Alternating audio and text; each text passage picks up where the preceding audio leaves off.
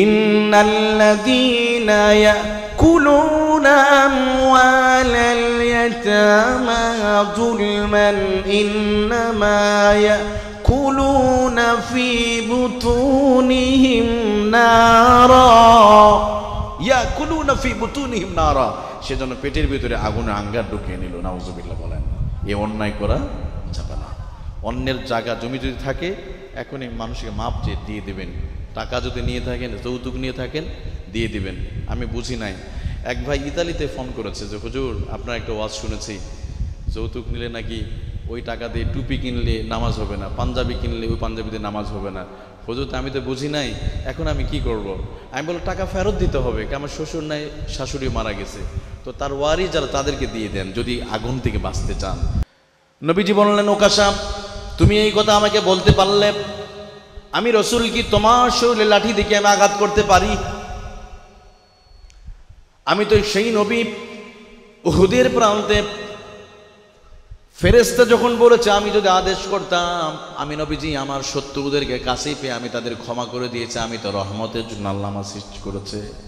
আর তুমি আমাকে এই অভিযোগ দিলে তোমারকে লাঠি দিয়ে আমি আঘাত করেছি, যদি আমি দিয়ে থাকি তাহলে শোনো, আলী কোথায়, এদিকে তুমি আসো, যাও আমার ঘরের ভিতরে চলে যাও, ঘরের মধ্যে লাঠিটা এখন আছে, ওই লাঠি নিয়ে তুমি আলী এই মুহূর্তে তুমি আমার কাছে চলে আসো। সুবহানাল্লাহ বলেন।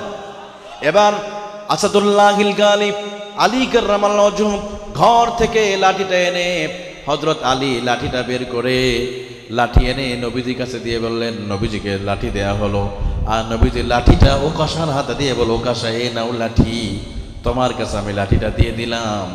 ওকাশা এবার তোমার শরীরে যত শক্তি আছে, যত ক্ষমতা আছে, সমস্ত ক্ষমতা একত্রিত করে তুমি আমাকে শেষ করে দিয়ে তুমি প্রতিশোধ গ্রহণ করে নাও। সুবহানাল্লাহ বলেন।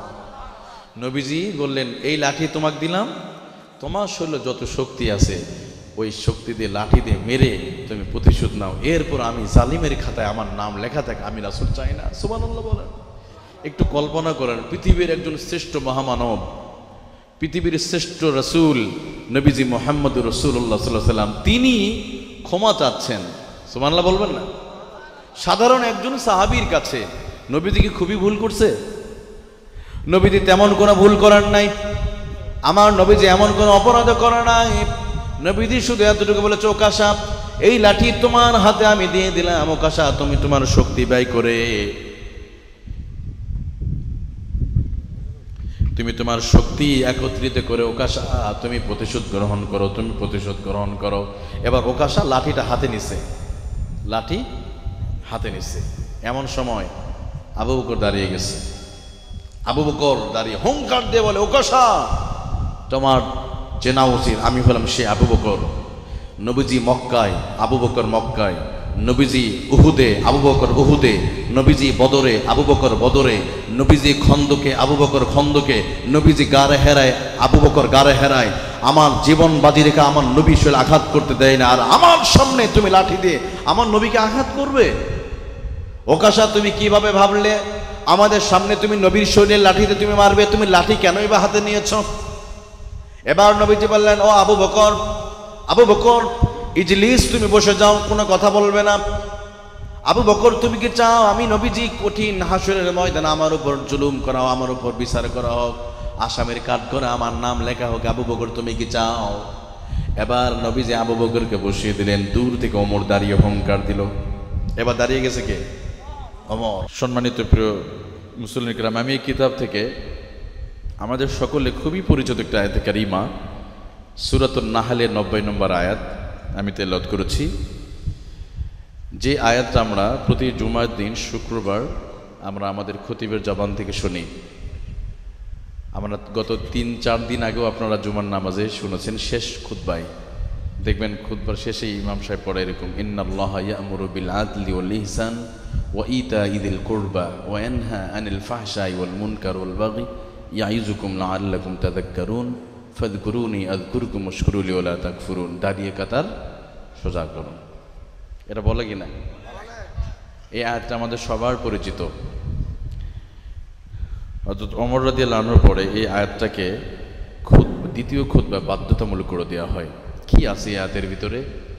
যে আয়াত শুধু বাংলাদেশ না, গোটা পৃথিবীতে যত খতিবরা আছে মিম্বার থেকে এই দ্বিতীয় খুতবা এই আয়াতটা পড়ানো হয়। আমি এই আয়াতটাকে বেছে নিয়েছি। আর এর আগে বলতে চাই, যে কিতাব থেকে আলোচনা হবে, যে কিতাব থেকে আমি তেলাওয়াত করেছি, এই কিতাবে মানে অনেকগুলো ভুল আছে। একটা তো আছে, একটাও নাই। মাশাআল্লাহ, সব তো জেনে গেছে ওনারা, সুবহানাল্লাহ বলেন। এই কিতাবে কোনো ভুল নাই, এটা কোনো ডাক্তারের কথা, কোন ইঞ্জিনিয়ারের কথা নাই, কিতাবের মালিক তিনি বলেছে।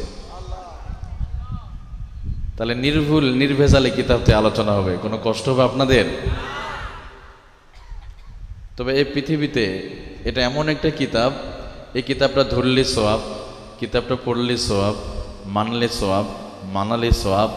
আর কিতাব আল্লাহর জমিনে প্রতিষ্ঠা করার জন্য প্রাণান্তকরভাবে যারা চেষ্টা করবে তাদেরও সওয়াব। সুবহানাল্লাহ। আন-নাজরু ইলাল মাসহাফ, কোরআনে অক্ষর দিকে তাকাবেন, যতক্ষণ তাকাবেন ততক্ষণ গুনাহ মাফ করে দিবে কে?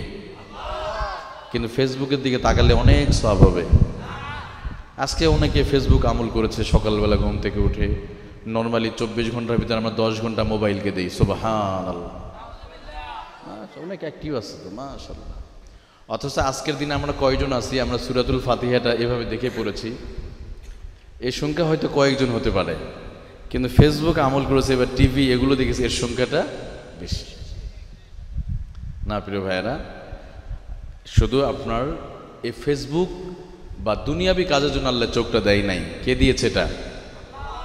এই চোখটা আল্লাহ দিয়েছে আল্লাহর নিয়ামত দেখার পরে শুকরিয়া আদায় করবে, কারণ অনেক মানুষের চোখই নাই। আচ্ছা, আপনারা আমার দেখতে কি কোনো সমস্যা হচ্ছে, কোনো কষ্ট হচ্ছে? তার মানে আপনাদের সবার চোখগুলো ভালো আছে। কিন্তু জানেন, পৃথিবীতে অনেক মানুষ আছে যাদের দুইটা চোখ নাই, ওরা দেখতে পারে না পৃথিবীর কালারটা কেমন। সুবহানাল্লাহ বলেন। এই জন্য আল্লাহ আমাদের কত বড় নিয়ামত দিয়েছে। মানুষ যদি শুধু চোখ নিয়ে যদি চিন্তা করে, আল্লাহর নিয়ামতের শুকরিয়া আদায় করে কোনো দিন শেষ করতে পারবে না। সুবহানাল্লাহ। এই জন্য আল্লাহ বলেন, বান্দা আমার চোখ দিয়ে তুমি 24 ঘন্টা ভিতরে 10 ঘন্টা ফেসবুক দেখতে পারো, কিন্তু তুমি তোমার রবকে 1টা ঘন্টা দিতে পারো না। মনে রেখো, আমি আল্লাহ একটা দিন চোখ সম্পর্কে জিজ্ঞেস করব। ألم نجعل له عينين ولسانا وشفتين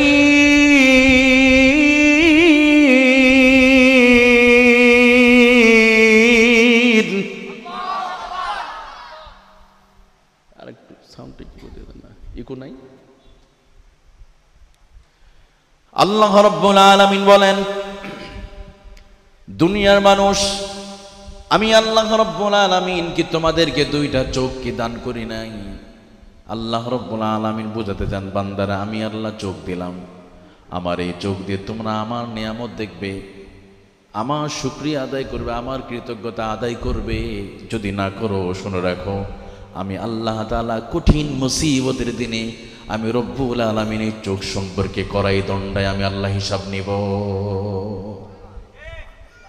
আল্লাহকে হিসাব দিতে হবে। দেখেন আমাদের, আচ্ছা বলেন তো প্রিয় ভাইরা, চোখের পানি মিষ্টি না লবণাক্ত? আপনার চট্টগ্রামের মানুষ ভালো বলবেন, কারণ আপনাদের এদিকে লবণ উৎপাদন হয় বাঁশখালী, মহেশখালীতে। সমুদ্রের পানি লবণাক্ত, আর মানুষের চোখের পানি, মানুষের চোখের পানি কেন লবণাক্ত? অত ঘাম কিন্তু লবণাক্ত, চোখের পানি কেন?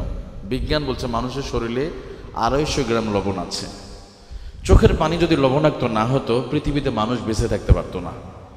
এই চোখের পানি নিয়ে রিসার্চ করেছে আমেরিকার একজন বিজ্ঞানী, নাম তার উইলিয়াম ফে। 1 বছর নয়, 2 বছর নয়, দীর্ঘ 20 বছর চোখের পানি লবণাক্ত কোন রিসার্চ করে তিনি সিদ্ধান্ত উপনীত হলেন, মানুষের চোখের পানি যদি লবণাক্ত না হতো, 1 মিনিটের জন্য চোখটা নষ্ট হয়ে যেত। চোখের পানি যদি লবণাক্ত না হতো, দেখবেন লবণ সব সময় পচন দূর করে।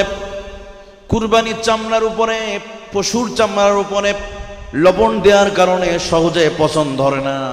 আর আমাদের চোখের ভিতরে প্রতি সেকেন্ডে সেকেন্ডে ময়লা আবর্জনা চোখের মধ্যে পড়ে যায়।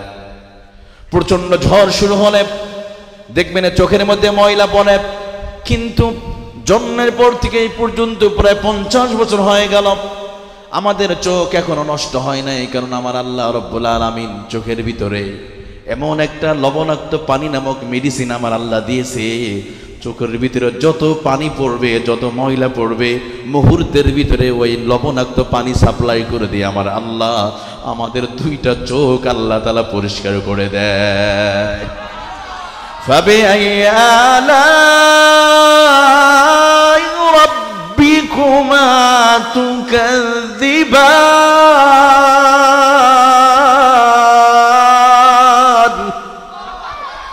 আল্লাহ রাব্বুল আলামিন বলে, বান্দা আমার নিয়ামত কিভাবে তুমি শুকরিয়া আদায় করবে? সুবহানাল্লাহ। যার দুইটা চোখ আছে সে তো সবচেয়ে ধনী মানুষ। আপনার বাড়ি নাই, ঘর নাই, জমি নাই, এতে কি হয়েছে? আপনার তো দুইটা চোখ আছে, শরীর তো ভালো আছে। অনেক সময় আমরা আফসোস করি, আহারে আব্দুর রহমানের 10তলা বাড়ি, আমার কেন নাই? সারা জীবন শুধু রিকশা চালালাম, আমার ভাগ্যটা খারাপ, আমি এত গরিব করে আল্লাহ আমার বানালো। আল্লাহকে দোষ দেয় না অনেকে? আপনি যে চোখ দিয়ে 10তলা বিল্ডিং দেখে আফসোস করছেন, অনেক মানুষের চোখই নাই। অনেক মানুষের চোখই নাই, আপনার তো চোখ আছে। আর যারা গরিব আছেন আপনাদের একটু বলি, আর কোনোদিন মন খারাপ হবে না আমাদের।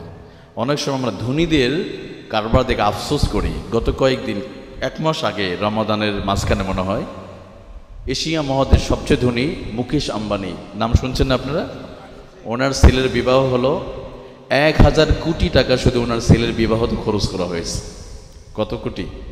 1000 কোটি টাকা। এটা নিয়ে আমাদের হলুদ মিডিয়া যেগুলো আছে, কি নিউজ করবার মানে ওনারা পায় না। নিউজ করবার তো নিউজ নাই, সময় কি করবে নিউজ? এত কোটি টাকা মুকেশ আম্বানি, $700 মিলিয়ন মালিক। বাংলাদেশের রিজার্ভে আছে প্রায় 22 থেকে 23 বিলিয়ন ডলার, আর মুকেশ আম্বানির অ্যাকাউন্টে আছে $700 বিলিয়ন। তাহলে কত ধনী, তাই না? তো এগুলো দেখে অনেকে আফসোস লাগে মনে হয়। আপনাদের আফসোস লাগে কি?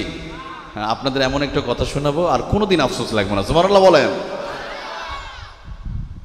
আপনার কোনো আফসোস লাগবে না, মনে মনে মুকেশ আম্বানি চাইতে আপনাকে নিজের কাছে ধনী মনে হবে। যার ঘর নাই, বাড়ি নাই, অথবা মুকেশ আম্বানির কোটি কোটি টাকা, আপনার এলাকার কোনো ব্যক্তির হয়তো কোটি কোটি টাকা থাকতে পারে।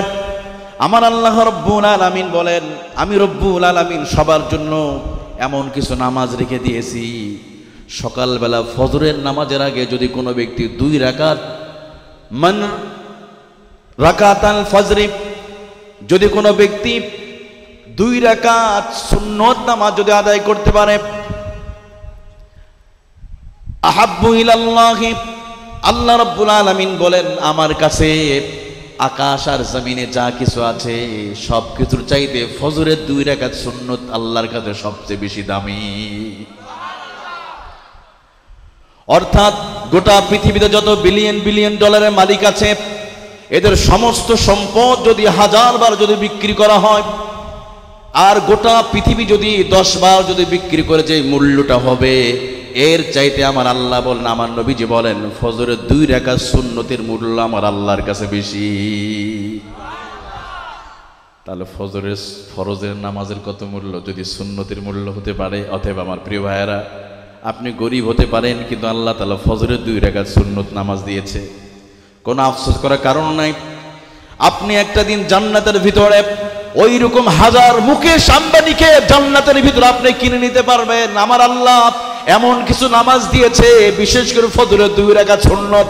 কথা বলেন ঠিক কিনা? 2 রাকাত সুন্নত নামাজ 1000 কোটি কোটি বিলিয়ন বিলিয়ন ডলারের মালিকের চাইতে আমার আল্লাহর কাছে ফজরের 2 রাকাত সুন্নতের দাম অনেক বেশি। সুবহানাল্লাহ বলেন। আপনাদেরকে আরো শুকরিয়া আদায় করতে মনে চাবে। এই মুকেশ আম্বানি ছেলের নাম, আর তার একটা ছেলে আছে অনন্ত আম্বানি, যার একটা ঘড়ি ব্যবহার করে 11 কোটি টাকা দাম। সে পানি খায়, বিশেষ করে আফ্রিকাতে আনা হয় বিশেষ এক জঙ্গল থেকে। এই পানিটার 1 গ্লাস পানির দাম 1.5 থেকে 2 লক্ষ টাকা। সুবহানাল্লাহ বলুন। এখানে সুবহানাল্লাহ 2 লক্ষ টাকা, 1.5 লক্ষ টাকা পানি, 1 গ্লাস পানি সে পান করে। যার বাবার অ্যাকাউন্টে $700 বিলিয়ন ডলারের মালিক। কিন্তু এত সম্পদ থাকার পরে কিন্তু জানেন, তার জীবনের অধিকাংশ সময় হাসপাতালে বেডে তার কেটে যেতে হয়। ডক্টর বলেছে সব কিছু খেতে পারবে না, শুধু দুইটা জিনিস খেতে পারবে, কিছু সবজি আর নদীতে যে পানি শ্যাওলা পড়ে এটা তাকে জুস বানায় খাওয়ায়। সে মাছ গোস্ত তো খেতেই পারবে না, এগুলো মাছ গোস্ত তার পেটে যাবে না, কারণ তার ওজন প্রায় 200 কেজির উপরে। তাহলে এই গ্রামে যারা আপনারা যারা আছেন মাছ গোস্ত সমানে খেতে পারতেছেন, আপনি অনন্ত আম্বানির চাইতে আপনি বেশি সুখে আছেন না? আপনাকে হাসপাতালে থাকতে হয় ম্যাক্সিমাম দিন। অনন্ত আম্বানি তার জীবনের, সে অলরেডি তার বয়স যদি হয় এখন 30 বছর, এই 30 বছরের ভিতরে তার 25 বছর হাসপাতাল বেডে কেটে গিয়েছে, আর আপনি তো এখনো হাসপাতালে যাওয়া লাগেনি। এরপরে বলবেন আল্লাহ আপনাকে অনেক গরিব বানিয়েছে। ফাবিআইয়ি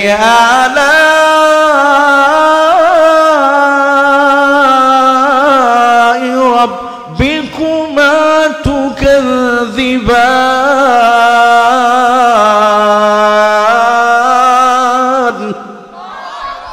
বলেন আল্লাহু আকবার। আল্লাহ বলেন আমার কোন নিয়ামতের শুকরিয়া আদায় করবে। এই জন্য প্রিয় ভাইয়েরা কখনো মন খারাপ করবেন না, আল্লাহ যা দিয়েছে এতে সন্তুষ্ট থাকবেন। কারণ পৃথিবীর শ্রেষ্ঠ মহামানব, ওনার মৃত্যুর সময় ওনার অ্যাকাউন্টে কোটি কোটি টাকা ছিল না। আমার নবীর অ্যাকাউন্টে টাকা ছিল? তখন তো কোনো ব্যাংকই ছিল না। এই জন্য যা দিয়েছে এতে আমরা খুশি তো ইনশাল্লাহ। আমার প্রিয় ভাইয়েরা, তাহলে এই কিতাব থেকে আলোচনা হবে, আপনাদের কোনো কষ্ট হবে? এই কিতাবে কোনো ভুল, কোনো সন্দেহ নাই। তাহলে চলুন আমরা এই কিতাবতে আলোচনা শুনবো। আমি এমন একটা আয়াতে কারিমা বেছে নিয়েছে যে আয়াতটা আপনাদের সবার পরিচিত। আমি দুই কারণে সূরাতুন নাহলের 90 নম্বর আয়াতটা আমি আপনাদের জন্য বেছে নিয়েছি, মানে আমার জন্য, সবার জন্য। কারণ হলো এই আয়াতটা আমরা সবচেয়ে বেশি তেলাওয়াত করি। গত এক বছরের ভিতর 2024 সালে মোটামুটি 52 বার আমরা শুধু জুমার দিন শুনব। আর যে 40 বছর হায়াত পেয়েছে সে কয়েক হাজার বার এই আয়াতটা শুনে ফেলেছে। আর দ্বিতীয়ত হলো এই আয়াত এমন একটা আয়াত কারিমা, আব্দুল্লাহ ইবনে মাসউদ রাদিয়াল্লাহু আনহু বলেন আল্লাহ তাআলা যদি পুরো কোরআন নাজিল না করে শুধু যদি সূরাতুন নাহলের 90 নম্বর আয়াতটা যদি দিয়ে দিতেন, এই একটা আয়াতই যথেষ্ট হয়ে যেত। আর একটু বলেন না সুবহানাল্লাহ। কি আছে এমন যে এক আয়াতের ভিতরে কোরআনের সব কথাগুলো ঢুকে গিয়েছে, অর্থাৎ কোরআনের মূল কথাগুলো এই আয়াতের মধ্যে আল্লাহ তাআলা ঢুকে দিয়েছে। সুবহানাল্লাহ বলেন। এই জন্য জানার দরকার আছে না নাই? যেহেতু প্রতি জুমা আমরা আয়াতটা শুনি, খতিব সাহেব আগামী জুমাও দেখবেন, আপনাদের খতিব সাহেব আছেন এখানে, উনি কিন্তু তেলাওয়াত করবে ইনশাল্লাহ, দেখবেন। আমিও যেখানে জুমা পড়ে আমি আয়াতটা পড়েছি। তাহলে এই আয়াতটাকে বাধ্যতামূলক করে দেওয়া হলে এই আয়াত সম্পর্কে আমাদের একটু কনসেপ্ট থাকা দরকার। কথা বলেন ঠিক কিনা ইনশাল্লাহ? তাহলে আর যেই সূরাতে আলোচনা করছে সেই সূরার সময় একটু না বললেই নয়। সূরাতুন নাহাল, এটা হলো নাহাল শব্দের অর্থ মৌমাছি। আল্লাহ তাআলা কখনো কখনো প্রাণীদের নামে, কখনো পাহাড়ের নামে, কখনো বিভিন্ন কিছুর নামে আল্লাহ তাআলা সূরা নাজিল করেছে। তো মৌমাছিকে আল্লাহ কেন বেছে নিলেন? আল্লাহ ছোট মৌমাছির ভিতরে এমন কিছু গুণাবলী আছে যেটা পৃথিবীর মানুষ যদি অর্জন করতে পারে তো পৃথিবীটা আল্লাহর জান্নাতের বাগানে পরিণত হয়ে যাবে। মৌমাছি ছোট্ট একটা প্রাণী হতে পারে, কিন্তু আল্লাহ রাব্বুল আলামিন মৌমাছির ভিতরে এত চমৎকার উদাহরণ আর দৃষ্টান্ত আমার আল্লাহ দিয়েছে। মানুষ যদি মৌমাছির ভিতরে বিশেষ করে 3টা বৈশিষ্ট্য পাওয়া যায়, বেশ কিছু বৈশিষ্ট্য আছে, তবে 3টা বৈশিষ্ট্য, এমন কিছু বৈশিষ্ট্য আছে দেখবেন আমার প্রিয় ভাইয়েরা, পৃথিবীতে যত প্রাণী আমার আল্লাহ সৃষ্টি করেছে, হুয়াল্লাযী খালাকা লাকুম মা ফিল আরদি জামিআ, জমিনে আমার আল্লাহ রাব্বুল আলামিন মানুষের কল্যাণের জন্য যত প্রাণী আল্লাহ তাআলা সৃষ্টি করেছে, এই প্রাণীগুলোর ভিতরে সবচাইতে চরিত্রবান প্রাণী হলো মৌমাছি। জোরে বলেন সুবহানাল্লাহ। আর একটু জোরে কর না সুবহানাল্লাহ। আমার প্রিয় ভাইরা, এই জন্য দেখবেন মৌমাছির চরিত্রটা কেমন। মৌমাছির কাছাকাছি আর একটা প্রাণী আছে হলো মাছি।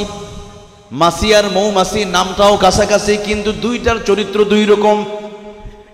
মাছিকে সব সময় দেখবেন ময়লা আবর্জনার পাবলিক টয়লেটে পাওয়া যায়, প্রস্রাব পায়খানায় পাওয়া যায়, আবার মিষ্টির দোকানেও পাওয়া যায়।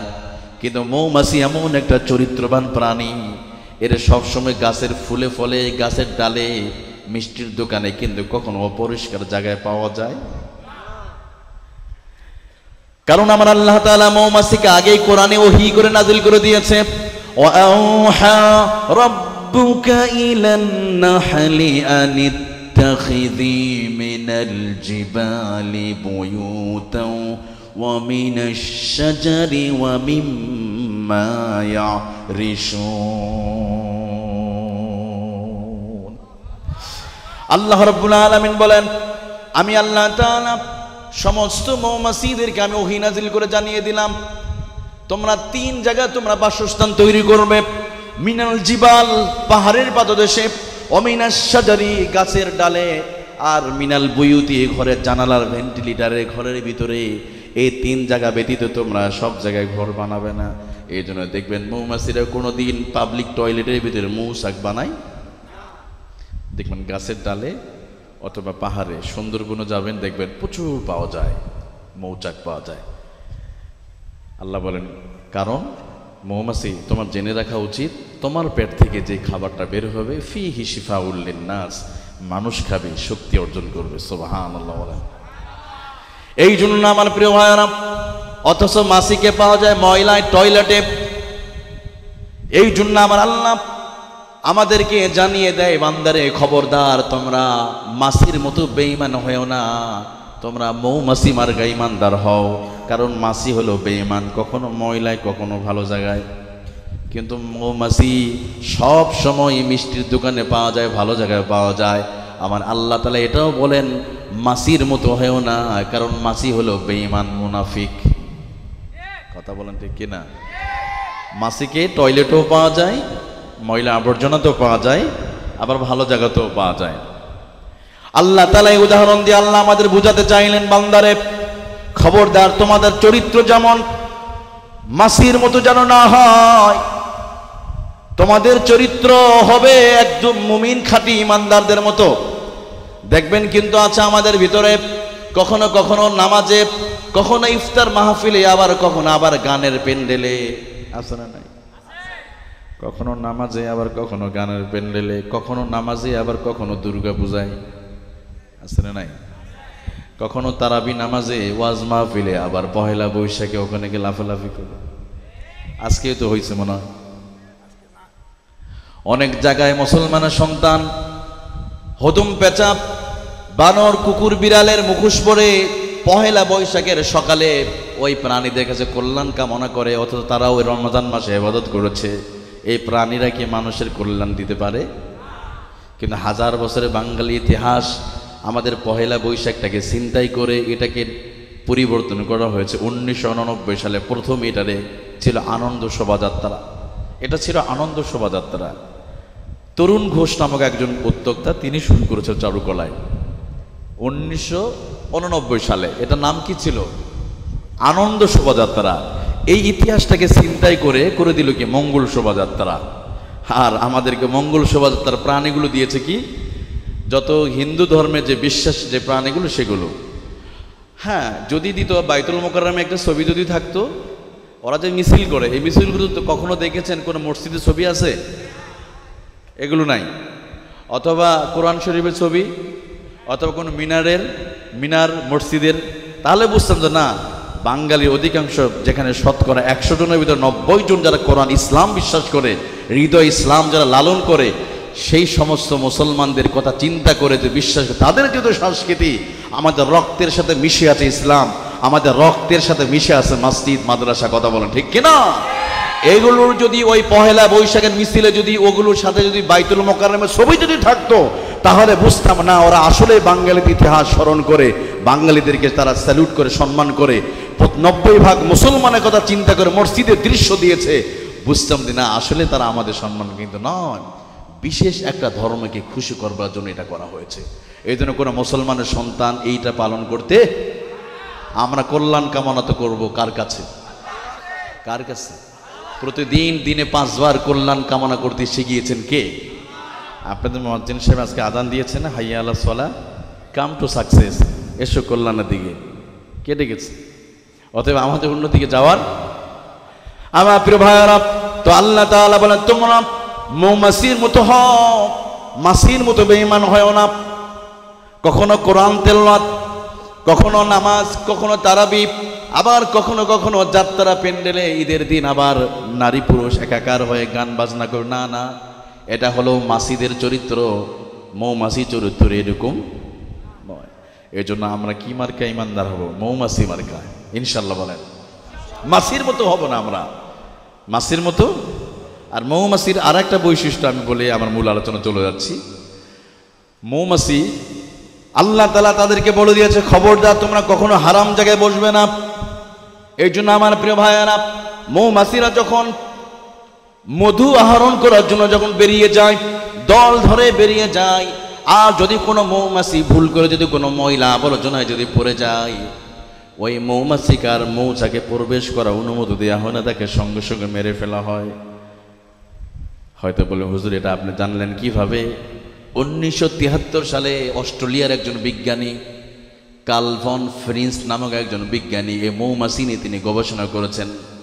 দ্য ডান্সিং বি নামক বইটা লেখে 1973 সালে নোবেল প্রাইজ পেয়েছিলেন শুধু এই সূরা নাহাল গবেষণা করে।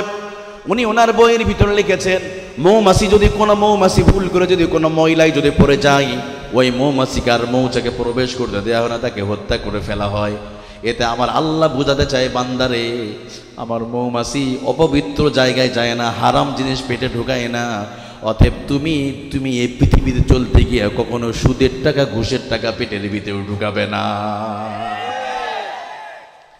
আপনাদের এদিকে তো সুদ নাই না? এদিকে নাই, এদিকে তো সব পীর সাহেব শুধু আছে এদিকে। আল্লাহ তাআলা বলেন না, রমাদানে তারাবির সময় কিন্তু এই আয়াতটা হাফেজ সাহেবরা তেলাওয়াত করেছে। এখানে খতম তারাবি হয়েছে না? খতম তারাবি, মাশাআল্লাহ। তারাবির ভিতরে সূরাতুল বাকারার 273, 74, 75 আয়াতটা তেলাওয়াত হয়েছে। যেখানে আল্লাহ স্পষ্ট করে বলেছে, খবরদার তোমরা ওই সুদের টাকা ছেড়ে দাও। যদি না ছেড়ে দাও, আল্লাহকে ভয় করো, কারণ যারা ছেড়ে দিবেন সুদের টাকা তারা যেন আল্লাহ রাসূলের যুদ্ধের জন্য তৈরি হয়ে যায়। নাউযুবিল্লাহ। فَإِن لَّمْ تَفْعَلُوا فَأْذَنُوا بِحَرْبٍ مِّنَ اللَّهِ وَرَسُولِهِ فَإِن لَّمْ تَفْعَلُوا فَأْذَنُوا তো ছোট্ট মৌমাছি সে কিন্তু হারাম জিনিস পেটে ঢোকায় না। হ্যাঁ ঠিক আছে, এবার মাশাআল্লাহ। মৌমাছি প্রাণী হওয়ার পরও পেটে অপবিত্র জিনিস ঢোকায় না। আল্লাহ বলে, বান্দা তোমরা মৌমাছির দিকে তাকাও, ছোট মৌমাছি হওয়ার পরও সে কিন্তু খায় না। অতএব তোমরা জমিনে চলতে গিয়ে কখনো জীবন চলে যাবে, কিন্তু কখনো আমরা হারাম জিনিস পেটে ঢোকাবো ইনশাআল্লাহ। আল্লাহ আমাদের কবুল করুক। আমার প্রিয় ভাইরা, যে আয়াতে কারিমা তেলাওয়াত করেছে, যে আয়াত এতটাই গুরুত্বপূর্ণ, আব্দুল্লাহ ইবনে আব্বাস, আব্দুল্লাহ ইবনে মাসউদ রাদিয়াল্লাহু আনহু বলেন, আল্লাহ রাব্বুল আলামিন কোরআনুল কারীমে যতগুলো আয়াতে কারিমা দিয়েছে 6666টা আয়াতে কারিমা না দিয়া যদি শুধুমাত্র সূরাতুন নাহলের 90 নম্বর আয়াতটা যদি আল্লাহ দিয়ে দিত, এই একটা আয়াত বিশ্ব মানবতার জন্য যথেষ্ট হয়ে যেত।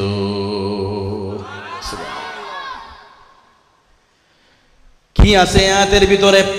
আমার আল্লাহ রাব্বুল আলামিন বলেন, ইন্নাল্লাহা ইয়া'মুরু বিল আদলি ওয়াল ইহসানি ওয়া ইতা'i যিল কুরবা ওয়া ইয়ানহা আনিল ফাহশাই ওয়াল মুনকারি ওয়াল বাগই ইয়া'iযুকুম লা'আল্লাকুম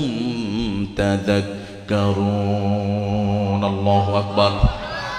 আল্লাহ রাব্বুল আলামিন বলেন, ইন্নাল্লাহা ইয়া'মুরু, নিশ্চয় আল্লাহ রাব্বুল আলামিন আদেশ করেছেন, আল্লাহ তাআলা আদেশ দিয়েছেন, নির্দেশ দিয়েছেন, ইয়া'মুরু বিল আদল। আল্লাহ বলেন, এক নম্বর আল্লাহ ন্যায়পরায়ণতার আদেশ দিয়েছেন, বিল ইহসান, সদাচরণের, ও বিদিল কুরবা।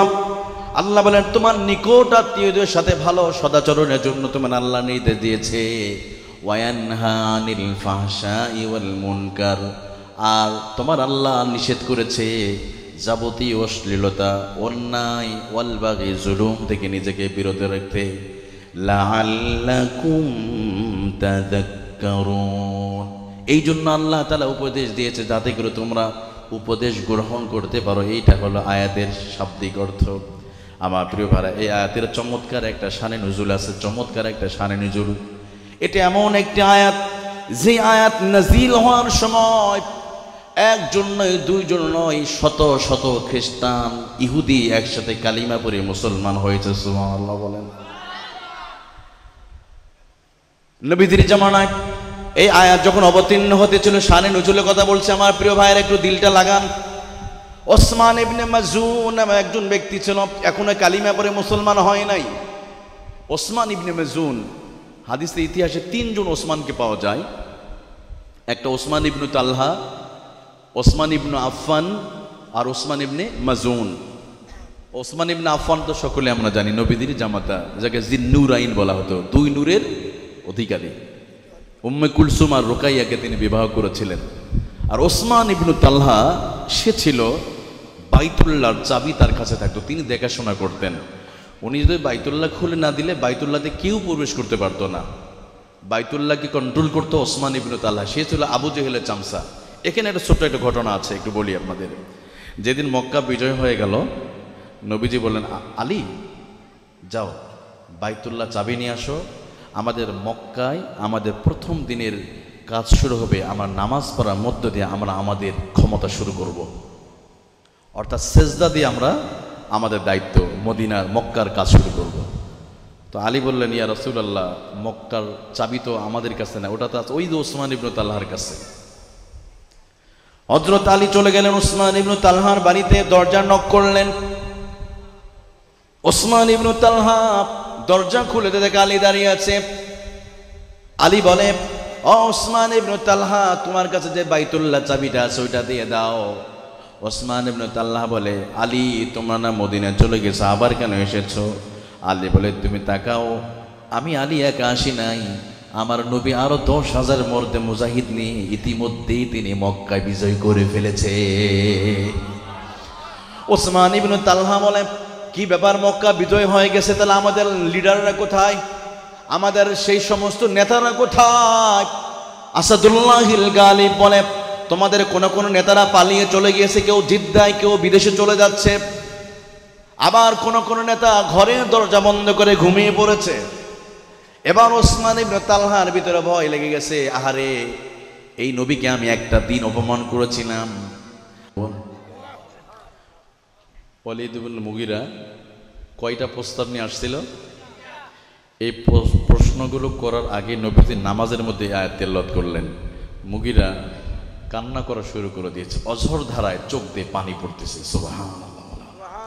এবার ওয়ালিদ ইবনে মুগিরা নবীজিকে কোনো প্রশ্ন না করে তিনি তার বাড়িতে চলে গেলেন, লিডারের কাছে চলে গেলেন, গিয়ে বললেন, আমি ওনাকে কি প্রশ্ন করব, উনি এমন একটা আয়াত আমি শুনলাম, ও ইন্নালাহু ও ইন্না আলাইহি লাদ্দালালা, আর এমন একটা আয়াত আমি শুনেছি, ও ইন্নালাহু লাহালাওয়া, যেটা শুধু শুনতেই মন চায়, এত সুন্দর, এত সুন্দর তেলাওয়াত। মা হাযা লাইসা কালামুল বাশার, এটা কোনোদিন কোনো মানুষ এটা তৈরি করতে পারে না। আর এর সুন্দর অর্থগুলো এতটা চমৎকার, এত চমৎকার, আমার তো মনে হয় এই কোরআন মুহাম্মদের পক্ষে তৈরি করা সম্ভব নয়। সুবহানাল্লাহ বলেন। মুসলিমকে নিয়ে একসাথে কালিমা পড়ে এই আয়াত শুনে তিনি মুসলমান হয়েছে, বড় আফসোস লাগে। এই আয়াত সারা জীবন আমরা শুনলাম, কিন্তু আমাদের জীবনে কোনো পরিবর্তন। ওরা অমুসলিম হওয়ার পর ওসমান ইবনে মাজুন শুধু একবার শুনেছে, একবার শোনার সাথে সাথে পরিবর্তন হয়ে গেল, কিন্তু আমাদের জীবনে কোনো পরিবর্তন হলো না। 2023 সালে আপনি শুনেছেন 52 বার, 2022 সালে শুনেছেন ওখানেও 52 বার, 52 দিন আপনি শুনেছেন, কিন্তু আমাদের জীবনে যে অবস্থায় কোনো পরিবর্তন আসে না। কারণ হলো একটা, আমরা কোরআনটা বুঝে পড়ি না। অনেকে মনে করে শুধু মানুষ মরবে আর কোরআন পড়বে, এরকম। মানুষ মারা যাবে, কোরআন পড়ে তারপর নাই, এটা সবাই শুধু হুজুররা পড়বে এরকম। তাহলে আল্লাহ তো বলে দিত, শুধু কোরআন আমি হুজুরদের জন্য নাজিল করছি। এটা কি হুজুরদের জন্য? হুদাল্লিন নাস, কাদের জন্য? পৃথিবীর সমস্ত মানুষের জন্য কোরআন। এই জন্য আমাদের বুঝে পড়তে হবে। তো প্রিয় ভাইয়ারা, কোরআনের যদি এই আয়াতে যদি এমন মর্যাদা হয়, এমন যদি দাম হয়, তাহলে কোরআনের ওই অর্থগুলো বলতে কি চলেন আমরা দেখি। সূরাতুন নাহলের 90 নম্বর আয়াতের ভিতরে আমরা আল্লাহ তাআলা, কোরআনের সূরাতুন নাহলের 90 নম্বর আয়াতের ভিতরে আল্লাহ তাআলা 3টা আদেশ দিয়েছে, 3টা নির্দেশ নিষেধ করেছেন। কয়টা? 3টা আদেশ, 3টা নিষেধ। আল্লাহ বলেন, তোমরা ইনসাফ প্রতিষ্ঠা করবে, তোমরা সদাচরণ করবে, তোমরা তোমাদের কাছের আত্মীয়দের সাথে ভালো ব্যবহার করবে। এই ছিল 3টা আদেশ। আর 3টা নিষেধ আমার আল্লাহ করেছে। কি 3টা নিষেধ? তিনটা নিষেধ হলো, তোমরা ওয়াল ফাহশা, তোমরা অশ্লীলতা করবে না, ওয়াল মুনকার, কোনো অন্যায় কাজ করবে না, ওয়াল বাগি, কখনো সীমা লঙ্ঘন করবে না। ইয়াইজুকুম, তোমাদের আল্লাহ তোমাদের জন্য ওয়াজ করে, লাআল্লাকুম তাযাক্কারুন, যাতে তোমরা উপদেশ গ্রহণ করতে পারো। এই আদেশটা কার? আল্লাহ জোরে বলেন। তাহলে এই আয়াতের ভিতরে আমার আল্লাহ তাআলা 6টা কর্মসূচি দিয়েছে। কয়টা কর্মসূচি? 6টা কর্মসূচি। আমার আল্লাহ তাআলা 1 নম্বর বললেন, ইন্নাল্লাহা ইয়া'মুরু বিল আদলি ওয়াল ইহসানি ওয়া ইতা'i যিল কুরবা ওয়া ইয়ানহা আনিল ফাহশাই ওয়াল মুনকারি ওয়াল বাগই ইয়া'iযুকুম লাআল্লাকুম তাযাক্কারুন। আল্লাহু আকবার। আমার প্রিয় ভাইরা, চলেন ইনসাফ শব্দটা আদলের আমরা ব্যাখ্যায় চলে যাই। শুধু যদি আদল নিয়ে যে আমরা আলোচনা করি, ইনসাফ নিয়ে যদি আলোচনা করি, কয়েকটা দিন চলে যাবে, আলোচনা কখনোই শেষ করা যাবে। আদল শব্দের ব্যাখ্যা ওলামায়ে কেরাম একটা নয়, দুইটা নয়, 17টা আয়াত অর্থ করেছে। কয়টা?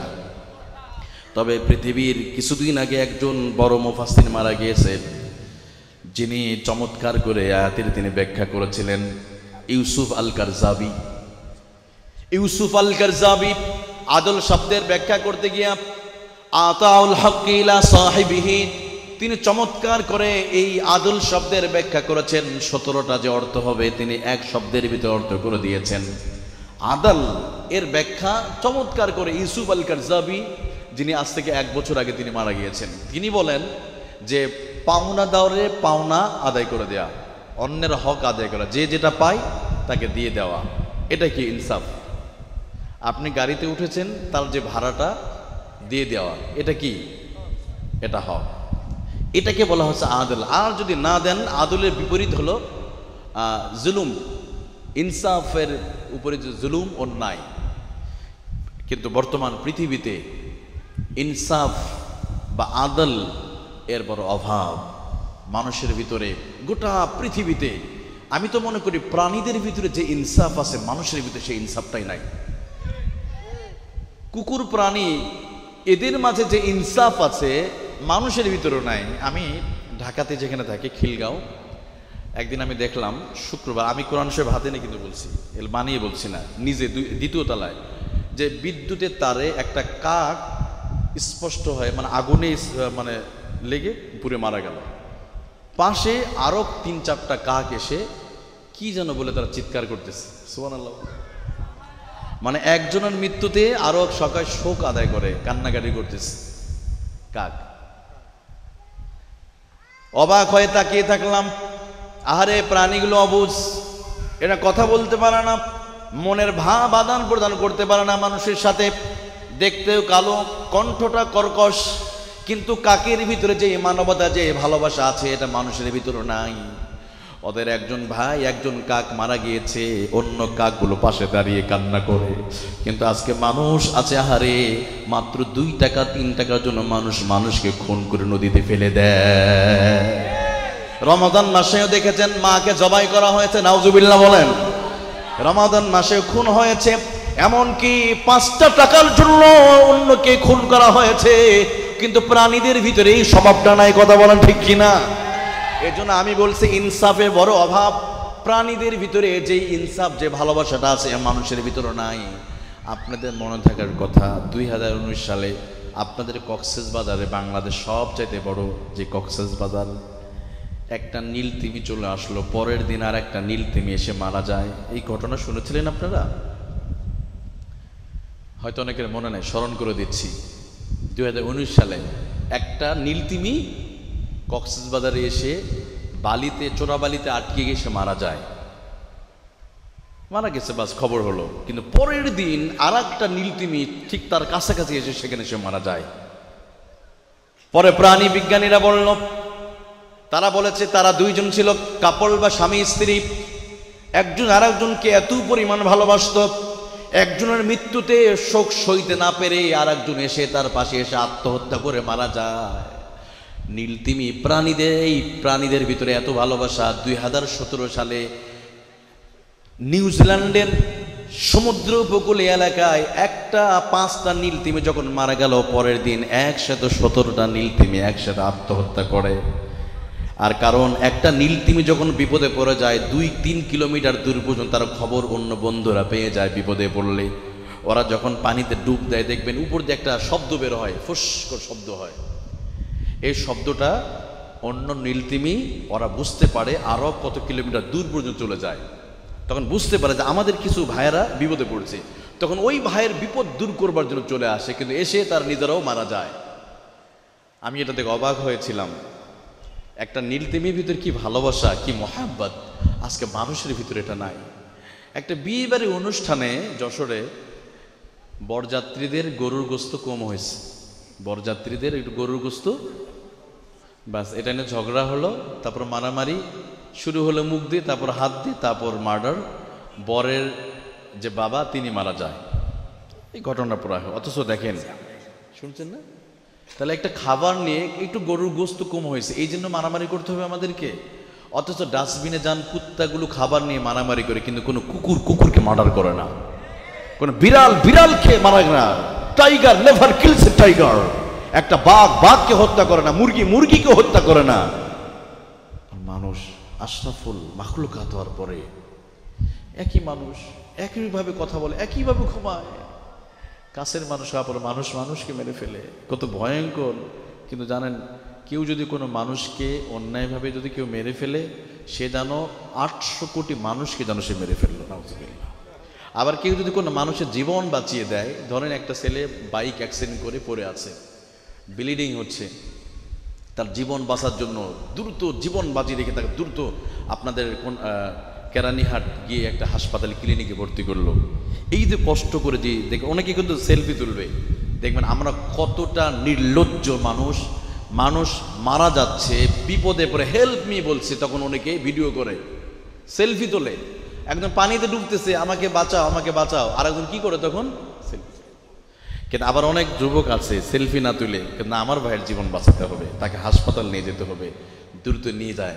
এই যে একটা মানুষের জীবন আপনি কষ্ট করে নিয়ে যাওয়ার কারণে তার রক্ত বন্ধ হয়ে গেছে বা চিকিৎসা যদি বেঁচে যায়, আপনি শুধু একজন মানুষের জীবন বাঁচান নাই, আপনি কেন জানি 800 কোটি মানুষের জীবনকে বাঁচিয়ে দিয়েছেন। মান কতালা নাফসাম বিগাইরি নাফসিন আও ফাসাদিন ফিল আরদ ফাকান্নামা কতালা নাস জামিআ ওমান আহইয়াহা ফাকান্নামা আহইয়ান নাস জামিআ। সে যেন সমস্ত মানুষের জীবন বাঁচিয়ে দিল। সুবহানাল্লাহ। আজকে অনেক জায়গায় দেখেছি মানুষ বিপদে পড়লে মানুষের কাছে যায় না, কিন্তু একটা প্রাণীও, ওই যে আমি বলছিলাম প্রাণীদের ভিতরে ইনসাফ কেমন, ভালোবাসা কেমন। তা আপনাদের আর একটা ঘটনা শোনাই। 2017 সালে ভারতের কেরালা অঙ্গরাজ্যে একটা মানুষ কুকুর পালতো। কি পালতো? কুকুর। তো কুকুর পালতো তিনি কোনো একটা দিন বেরিয়ে পড়লেন, হঠাৎ জঙ্গলের মাঝখানে তিনি যাচ্ছে। এমন সময় কুকুর নিয়ে যাচ্ছে, জঙ্গল থেকে ভয়ঙ্কর একটা বিষধর সাপ ফোঁস করে উঠছে। কুকুর দেখলো যে তার মালিককে এভাবে শেষ করে দিবে। আমার মালিক আমারে খাওয়ায়, আমার মালিক আমারে খাবার দেয়, আমার খাদ্য ব্যবস্থা করেছে, আমার থাকার ব্যবস্থা করছে, আর এই সাপ আমার মালিককে শেষ করে দিবে না, এটা হতে পারে না। সঙ্গে সঙ্গে অবুঝ এই প্রাণী, এই কুকুরটি ওই সাপের উপর লাফ দিয়ে পড়লো, আর সাপটার সঙ্গে সঙ্গে কুকুরের শরীরে সবল মেরে দেওয়ার কারণে জায়গাতে কুকুরটা জীবন দিয়ে চলে যায়। আর কুকুর প্রমাণ করলো, আমি একটা অবুঝ প্রাণী হতে পারি, কিন্তু আমি মানুষের সাথে, আমি আমার মালিকের সাথে আমি কোনোদিন বেঈমানি করতে পারি না। সুবহানাল্লাহ বলেন। অথচ আমার প্রিয় ভাইরা, আমরা তো বেঈমানি করছি, আল্লাহর সাথেও করছি, নিজেদের সাথেও করি। সবচেয়ে বড় বেইনসাফি করছি আমরা আমাদের আল্লাহর সাথে। আমাদের সবচেয়ে বড় হক ছিল আল্লাহর হুকুম পালন করা। সবচেয়ে বড় হক কি ছিল? সবচেয়ে বড় পাওনাদার কে? আল্লাহ আমাদের কাছে পাওনা চান, আমাদের ইবাদত তিনি চান। ইবাদত এটা আল্লাহকে দিতে হবে, এটা আমাদের, কারণ আল্লাহর সাথে এটা ওয়াদা আছে আমাদের। কিন্তু আল্লাহ তো আমাদের সব কিছু আমাদের দিয়েছে, কিন্তু আমরা আল্লাহর ইবাদত আমরা অনেক সময় করি না। যেমন রমাদানে করেছি, এখন আবার নাই। এই যে রমাদানে আপনারা দেখেছি কি পরিমাণ, কত সুন্দর মসজিদগুলো ভরপুর ছিল, তাই না? এখন মুসল্লি আছে? নাই। আমি তো ঢাকাতে দেখলাম আমাদের মসজিদ এখন 2 কাতার, আমাদের 5 তলা 6 তলা ভরে যায়। কিন্তু এখন নাই, মুসল্লি নাই, কোথায় গেল? অথচ সূরাতুল ফাতিহাতে প্রতিদিন আমরা 70 রাকাত নামাজ পড়েছি রমজান মাসে সবাই। আপনারা সকলেই 20 রাকাত তারাবি, 3 রাকাত বেতের, কিয়ামুল লাইল 8 রাকাত, দিনে 17 রাকাত ফরজ নামাজ, সুন্নতে মুআক্কাদা, নফল মিলে টোটালি আপনি 65 থেকে 70 রাকাত নামাজ প্রতিদিন আপনি পড়েছেন। আর প্রতিবার সূরাতুল ফাতিহার মধ্যে আপনি আল্লাহকে বলেছেন, আল্লাহ ইয়্যাকা না'বুদু ওয়া ইয়্যাকা নাস্তাঈন ইহদিনাস সিরাতাল মুস্তাকিম। আয় আল্লাহ তাআলা, আমরা তোমার গোলামি করি, তোমার দাসত্ব করি। এটা আমরা সবাই আমরা আল্লাহকে বলেছি। আজকে এশার নামাজের সময় আপনারা বলে, আপনার ইমাম সাহেব তেলাওয়াত করেছে, ইয়্যাকা না'বুদু ওয়া ইয়্যাকা নাস্তাঈন, তোমার গোলামি করি, তোমার দাসত্ব করি। অথচ এটা বলার পরও রমজানে পরে মসজিদে এখন আর মুসল্লি। এখন তো মনে হয় নতুন করে আমাদের বিজ্ঞপ্তি দিয়ে লাগবে, হারানো বিজ্ঞপ্তি। বিশেষ কিছু আমাদের মুসল্লি হারিয়ে গেছে। পরনে ছিল পাঞ্জাবি, মাথায় ছিল টুপি, মুখে ছিল একটু দাড়ি। যদি কোনো ভাই পেয়ে থাকেন, মেহেরবানি করে মসজিদে আনবেন, পুরস্কার পাবেন আল্লাহ জান্নাত। সুবহানাল্লাহ। এই বিজ্ঞপ্তিটা দেওয়া যাবে তো ইনশাল্লাহ? যারা মসজিদ, তাদেরকে ধরে আনতে হবে, তারা তো আমাদের ভাই, তাই না? মসজিদে নিয়ে আসবেন, বলবেন তুমি না আল্লাহর সাথে ওয়াদা করেছো, আল্লাহ তুমি তোমার ইবাদত করি, তোমার গোলামি করি। তো যারা আল্লাহর ইবাদত করবে না, অথচ কি ও আবুদুল্লাহ, আল্লাহর প্রথম হক যে আল্লাহর হুকুম আদায় করা, আল্লাহর বিধান পালন করা। তো আমার প্রিয় ভাইয়েরা, আমরা আদলের ব্যাখ্যা ছিলাম, আদল শব্দের ইনসাফের ব্যাখ্যায়, যে পৃথিবীতে এখন ইনসাফওয়ালা মানুষ খুবই অভাব, নাই। প্রাণীদের ভিতরে যে ইনসাফ ছিল সেটা মানুষের ভিতর নাই। চলুন তো দেখি প্রিয় ভাইয়েরা, আমাদের নবী সাল্লাল্লাহু আলাইহি ওয়াসাল্লাম তিনি ইনসাফ প্রতিষ্ঠার জন্য তিনি কি করেছেন। আমার নবীর যদি চরিত্রের দিকে তাকান, নবীর ইতিহাসের দিকে যদি তাকান, নবী কিভাবে ইনসাফ প্রতিষ্ঠা করেছে, একটা ঘটনা আপনাদেরকে শোনাই। একবার নবীজি সাল্লাল্লাহু আলাইহি ওয়াসাল্লাম বললেন, আলী কোথায়? কোথায় আবু বকর? কোথায় ওমর? কোথায় ওসমান? কোথায় আলী? তোমরা চলে আসো। নবীজি বললেন, তাদেরকে নিয়ে একটা বক্তব্য দিলেন।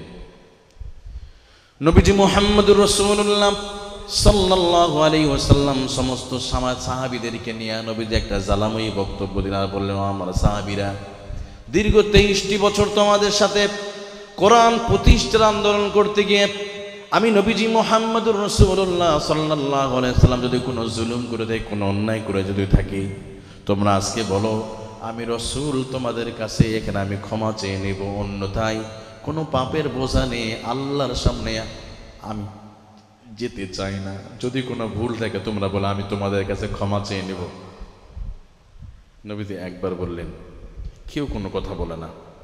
নবীজি আবার বললেন, ও আমার কলেজার টুকরা সাহাবীরা, দীর্ঘ 23 বছর ধরে কোরআন প্রতিষ্ঠা আন্দোলন করতে গিয়া যদি আমার কোনো কথায়, কোনো আচরণে যদি কোনো সাহাবী যদি তোমরা ভয়, ভুল, কষ্ট যদি পেয়ে থাকো, তোমরা বলো আমি রাসূল তোমাদের কাছে হাত ধরে আমি ক্ষমা চেয়ে নেব। অন্যথায় হাসরের মাঠে জালিমের খাতে আমার নামটা লেখা হয়ে যাবে। নবীজি একবার, দুইবার, তিনবার বক্তব্য দিলেন, কোনো সাহাবী ওঠে না। হঠাৎ করে দূর থেকে একজন গরিব একজন সাহাবী দাঁড়িয়ে গেছে। ওই সাহাবীর নাম ছিল ওকাশা। ওকাশা নামক একজন সাহাবী দাঁড়িয়ে বলে, ইয়া রাসূলুল্লাহ, ইয়া হাবিবাল্লাহ, ফিদাকা আবি ওয়া উম্মি, নবীজি আপনার জন্য আমার মা বাবা কুরবান হয়ে যায়। নবীজি আমার একটা অবজেকশন আছে আপনার বিরুদ্ধে। সমস্ত সাহাবী কিং কর্তব্য বিমূঢ়, নবীর বিরুদ্ধে অবজেকশন আছে, অবাক হয়ে গেল। এবার ওকাশা বলে, ইয়া রাসূলুল্লাহ, ইয়া হাবিবাল্লাহ, আপনার বিরুদ্ধে আমার একটা অবজেকশন আছে। নবীজি বললেন, ওকাশা কি অবজেকশন তুমি বলো। যদি আমি নবীজি ভুল করে থাকি তোমার কাছে আমি এখনই ক্ষমা চেয়ে নেব। অন্যথায় হাসরের মাঠে আল্লাহর সামনে আমাকে জালিমের খাতায় নাম লেখা হয়ে যাবে।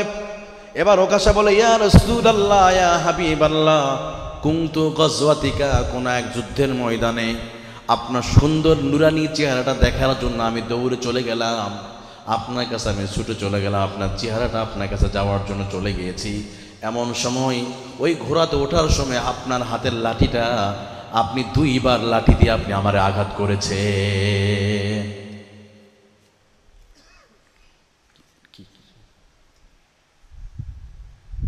দুইবার আপনি লাঠি দিয়ে আঘাত করেছেন। অবাক হয়ে গেলেন। সমস্ত সাহাবী তাকিয়ে আছে ওকাশার দিকে, যে নবীকে বলছে সে নবীজি নাকি লাঠি দিয়ে দুইবার মেরেছে। নবীজি বললেন, ওকাশা তুমি এই কথা আমাকে বলতে পারলে আমি রসুল কি তোমার শরীরে লাঠি দিকে আমি আঘাত করতে পারি?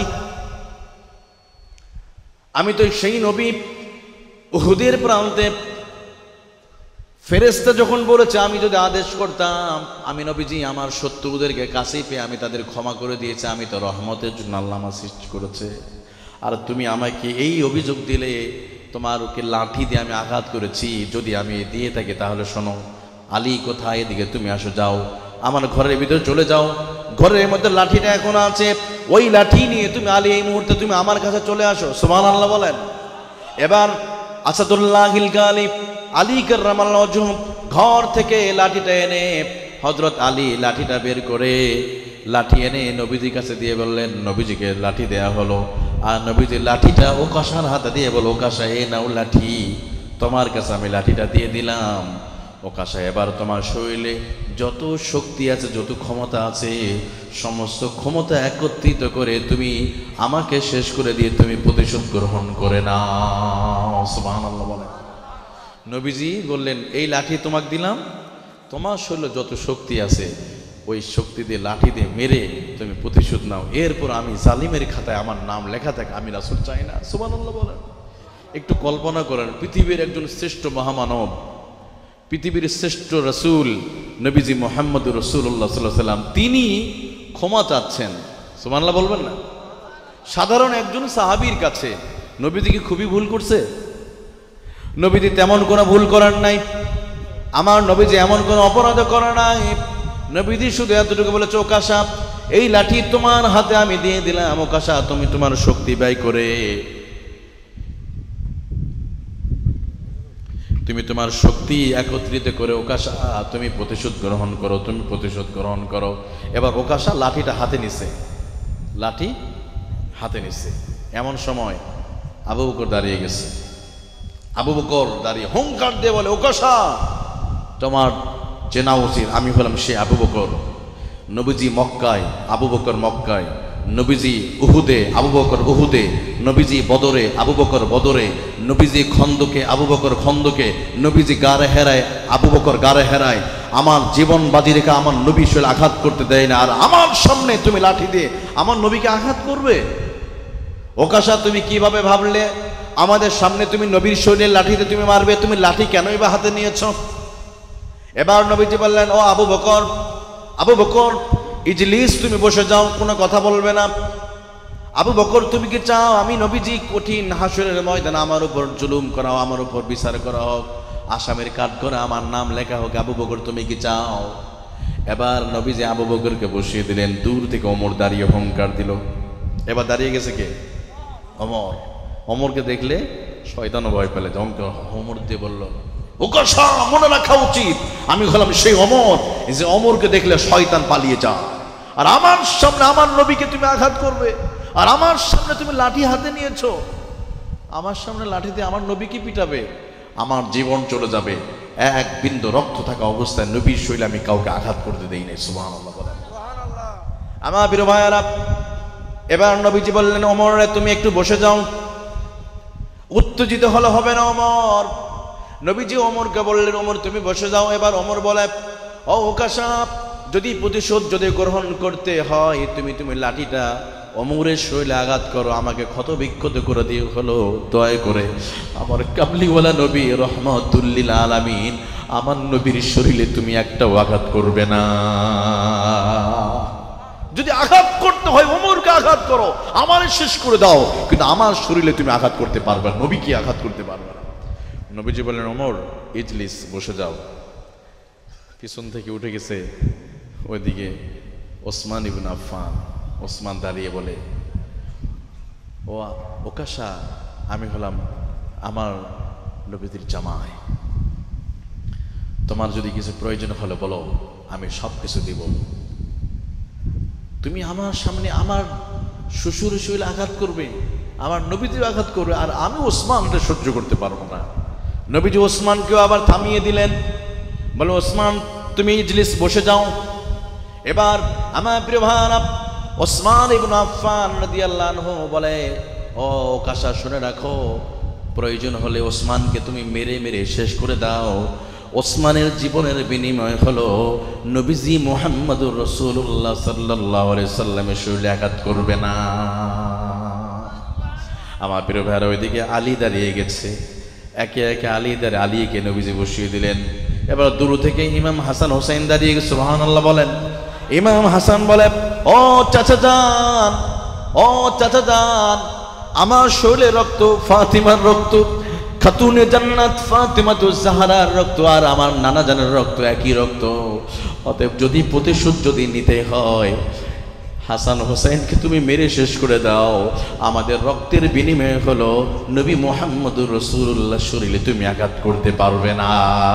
সুবহানাল্লাহ বলেন। আমার প্রিয় ভাইরা এবার ওকাশা চুপ করে আছে, নবীজি হাসান হোসেনকে বসিয়ে দিলেন। এবার ওকাশা বলে, ইয়া রাসূলুল্লাহ, আমি এখনো লাঠি দিয়ে আঘাত করব না, তবে হ্যাঁ, আপনি যেদিন আমাকে আঘাত করেছিলেন সেদিন আমার শরীরে কোনো পোশাক ছিল না।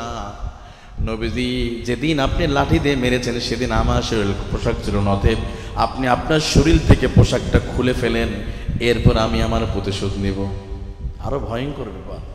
সাহাবীর অবাক হয়ে আছে, ওমর তাকিয়ে আছে, আবু বকর তাকিয়ে আছে, এটা কি বলে পোশাক খুলে ফেলতে হবে? আমার প্রিয় ভাইরা, নবীজি মুহাম্মদুর রাসূলুল্লাহ সাল্লাল্লাহু আলাইহি ওয়াসাল্লাম সঙ্গে সঙ্গে পবিত্র শরীর থেকে আমার নবী, দয়ার নবী, কামলিওয়ালা নবী, রাহমাতুল লিল আলামিন, নবীজি তার সুন্দর শরীরটা খুলে ফেললেন। সুবহানাল্লাহ বলেন। নবীর চেহারা কেমন ছিল? সাধারণ মানুষের মতো না, আল্লাহ তাআলা এত সুন্দর করে সৃষ্টি করেছে। একবার সামুরা রাদিয়াল্লাহু আনহু নবীর কাছে আসছে, একবার আনজুরু ইলাইহি ইলাল কামার, একবার চন্দ্রের দিকে তাকায়, একবার নবীর চেহারার দিকে তাকায়। সামুরা বলে, রাআইতু ফি হুল্লাতিন হুমারা, আমি দেখলাম নবীজি মুহাম্মদুর রাসূলুল্লাহ সাল্লাল্লাহু আলাইহি ওয়াসাল্লাম একটা লাল ডোরাকাটা চাদর পরিহিত অবস্থায় উঠানের উপরে বসে আছে। আনজুরু ইলাইহি ওয়া ইলাল কামার, একবার চন্দ্রের দিকে তাকায় আর দয়া নবীর চেহারার দিকে তাকায়। আমার কেন যেন মনে হলো আহসানু মিন ইনদি মিনাল কামার, আমার কাছে মনে হলো ওই চন্দ্রের চাইতে আমার নবীর চেহারাটাই সবচেয়ে সুন্দর। নবীজি সেই সুন্দর চেহারাটা বের করে দিলেন। আমার প্রিয় ভাইরা, এবার ওই উকাশা হাত থেকে লাঠিটা ফেলে দিয়ে দৌড়ে চলে গিয়ে আমার নবীজি পবিত্র চেহারা মোবারকে চুমু খাওয়া শুরু করেছে। চুমু খেয়ে বলে, ইয়া রাসূলুল্লাহ, আপনি আমারে মাফ করে দিবেন, আমি এতক্ষণ ভুল করেছি। আমার এতটুকু ইচ্ছা ছিল আপনার চেহারাটা একবার দেখার, আপনার শরীরে একটাবার চুমু দেওয়ার ইচ্ছা আমার খুবই ছিল, এই জন্য আমি অভিনয় করেছি। নবীজি আমারে মাফ করে দিবেন। সুবহানাল্লাহ বলেন। আরো জোরে কর না সুবহানাল্লাহ। আমার প্রিয় ভাইয়েরা, এই ঘটনা বলা উদ্দেশ্য হলো একটাই, নবীর ইনসাফ কেমন দেখেন। নবীজি আঘাত করে নাই, কিন্তু তারপর লাঠি দিয়ে বলে, ও কাসা তুমি লাঠি নিয়ে আঘাত করো, এটা ছিল নবীর ইনসাফ। সুবহানাল্লাহ বলেন। ওনাকে কেউ পারে নাই, নবীজিকে আঘাত করে নাই, এরপরে নবীজি নিজে দায়িত্ব নিয়ে বলছে, ও কাসা দিয়ে তুমি শেষ করে দাও।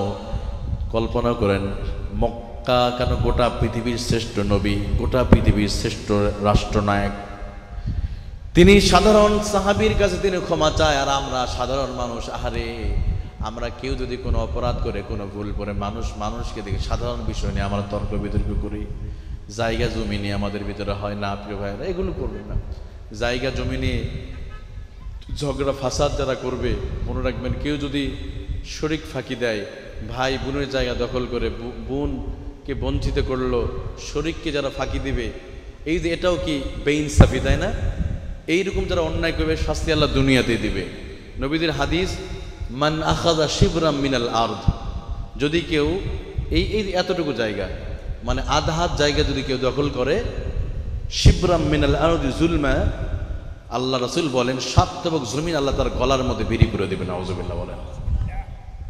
এই জন্য খবরদার, এই জুলুমটা করা যাবে না। এই অন্যায় জায়গা দখল করা, অন্যের জায়গায় ঘর তৈরি করা, অন্যের রাস্তা বন্ধ করে দেওয়া, না না, এই জুলুম করা যাবে। এই বেইনসাফিটা আছে না নাই? এই জন্য আল্লাহ এই আয়াতের ভিতরে প্রতি জুমার দিন আল্লাহ আমাদেরকে বলে, বান্দারে ইন্নাল্লাহা ইয়া'মুরু বিল আদল, আমি আদেশ করলাম খবরদার তোমার বেইনসাফি করো না। তোমার হাতে ক্ষমতা আছে, তুমি এলাকার ক্ষমতাবান, কিন্তু অন্যের জায়গা দখল করা যাবে না। অথবা ভাই বোনকে ফাঁকি দেওয়া যাবে, বোন ভাইকে ফাঁকি দেওয়া যাবে না। গরিবের জায়গা দখল করা যাবে না, অন্যের ফসল চুরি করা যাবে না, খাদ্যের মধ্যে ভেজাল দেওয়া যাবে, মানুষকে কষ্ট দেওয়া যাবে না, আল্লাহ বলছে। আবার মানুষকে কষ্ট দেওয়ার মধ্যে আরও অনেক ধরনের আমরা কষ্ট দেই। এই জন্য আল্লাহ এই আয়াতটা বারবার করে শোনায় প্রতি জুমার দিন, যাতে করে অন্তরে এই কথাগুলো গেঁথে যায়, অন্তরের ভিতরে গেঁথে যায়। 6টা কথা আল্লাহ বলেছেন, 3টা আদেশ 3টা নিষেধ। কয়টা? 3টা আদেশ। ইয়া'মুরু বিল আদলি ওয়াল ইহসানি ওয়া ইতাই যিল কুরবা ওয়া ইয়ানহা আনিল ফাহশাই ওয়াল মুনকারি ওয়াল বাগই ইয়া'ইযুকুম লা'আল্লাকুম তাযাক্কারুন।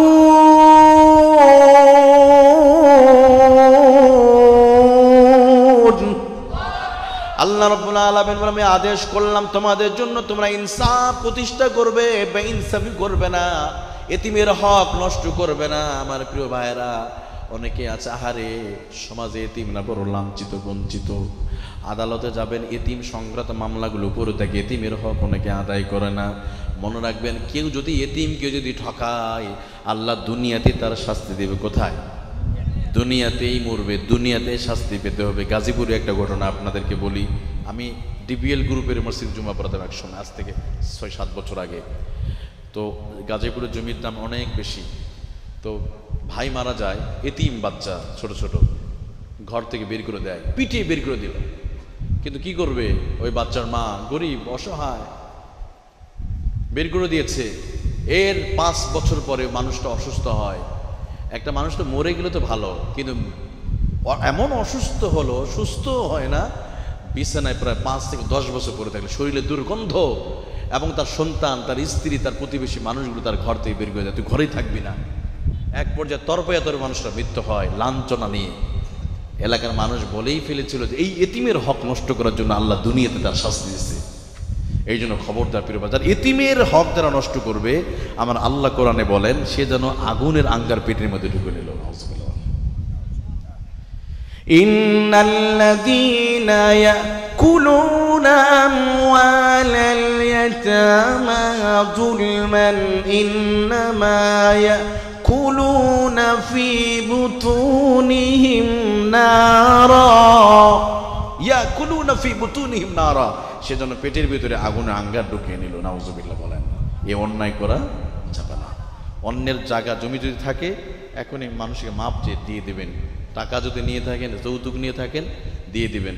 আমি বুঝি নাই, এক ভাই ইতালিতে ফোন করেছে যে হুজুর আপনার একটা ওয়াজ শুনেছি, যৌতুক নিলে নাকি ওই টাকা দিয়ে টুপি কিনলে নামাজ হবে না, পাঞ্জাবি কিনলে ওই পাঞ্জাবিতে নামাজ হবে না। হুজুর আমি তো বুঝি নাই, এখন আমি কি করব? আমি বললাম টাকা ফেরত দিতে হবে, কারণ আমার শ্বশুর নাই, শাশুড়ি মারা গেছে, তো তার ওয়ারি যারা তাদেরকে দিয়ে দেন যদি আগুন থেকে বাঁচতে চান। কেন আপনি জুলুম, এটা অন্যায় করেছেন। আল্লাহ তো কোরআনে বলেছে ইয়া'মুরু বিল আদল, ইনসাফ করতে বলেছে, তুমি তো বেইনসাফি করেছো।